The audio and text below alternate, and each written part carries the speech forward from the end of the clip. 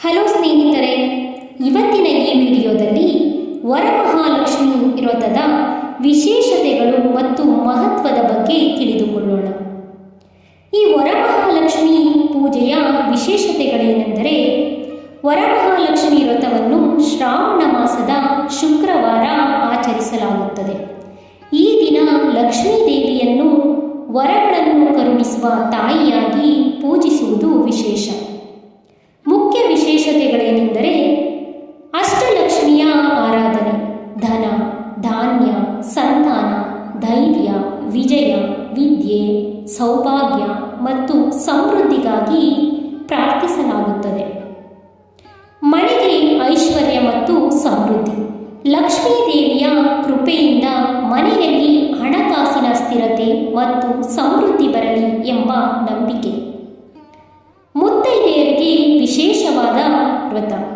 ಸುಮಂಗಲಿಯರು ಕುಟುಂಬದ ಕ್ಷೇಮ, ಪತಿ ಮಕ್ಕಳ ಆರೋಗ್ಯ ಮತ್ತು ದೀರ್ಘಾಯುಷ್ಯಕ್ಕಾಗಿ ಈ ವ್ರತವನ್ನು ಮಾಡುತ್ತಾರೆ. ಕುಟುಂಬದ ಸುಖ ಶಾಂತಿ, ಮನೆಯಲ್ಲಿ ಶಾಂತಿ, ಸಂತೋಷ ಮತ್ತು ಪರಸ್ಪರ ಪ್ರೀತಿ ಹೆಚ್ಚಲಿ ಎಂದು ದೇವಿಯನ್ನು ಪ್ರಾರ್ಥಿಸಲಾಗುತ್ತದೆ.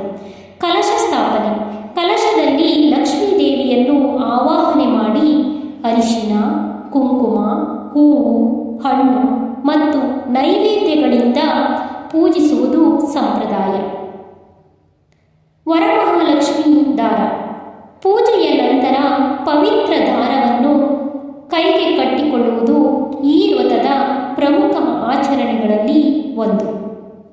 ಧಾನ್ಯ ಮತ್ತು ಆಹಾರದ ಸಮೃದ್ಧಿ, ಮನೆಯಲ್ಲಿ ಎಂದಿಗೂ ಅನ್ನ ಮತ್ತು ಧಾನ್ಯಕ್ಕೆ ಕೊರತೆಯಾಗಬಾರದು ಎಂಬ ಆಶಯದಿಂದ ಪೂಜೆ ಮಾಡಲಾಗುತ್ತದೆ.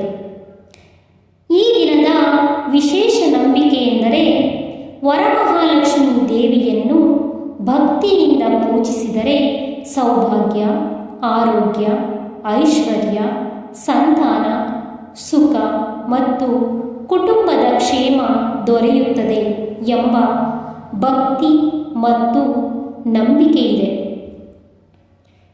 ಈ ವರಮಹಾಲಕ್ಷ್ಮಿ ಹಬ್ಬವನ್ನು ಪ್ರತಿಯೊಂದು ಮನೆಯಲ್ಲೂ ಸಡಗರದಿಂದ ಮತ್ತು ಸಂಭ್ರಮದಿಂದ ಆಚರಿಸುತ್ತಾರೆ.